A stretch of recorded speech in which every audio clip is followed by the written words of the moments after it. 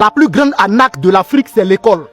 On nous fait passer 20 ans de notre vie assis sur des bancs à nous apprendre que le soleil se lève à l'est et se couche à l'ouest. Mais en réalité, on nous façonne pour devenir des exécutants de ceux qui ne sont même pas sur notre continent. Et après toutes ces années, on sort avec un diplôme dans la main pour se poser une seule question. Qui va m'embaucher? Mais attendez, on t'apprend à manipuler un ordinateur, jamais à en fabriquer un. On t'apprend à chercher un emploi, jamais à devenir le PDG. On t'apprend à devenir professeur, mais rarement à créer ta propre école. Et après, CV sous le bras, dossier dans une enveloppe, concours, stage, encore stage et chômage. L'école africaine est devenue une usine à fabriquer des diplômés avec le chômage en téléchargement automatique sur les têtes. Et ce qui me met plus en colère, quand un jeune africain fabrique un prototype avec 3 bouts de fer, tout le monde vient prendre des photos avec lui. Regardez notre génie africain. Mais quand il faut sortir l'argent, construire le laboratoire, financer la recherche, transformer son invention en véritable industrie, bizarrement tout le monde disparaît. Et quelques années plus tard, nous importons à prix d'or ce que nous n'avons pas aidé notre propre jeune à produire. Alors j'ai une proposition. Si vous pensez que ce qu'on apprend à nos propres enfants ne peut pas servir à transformer leur propre continent, fermez les écoles.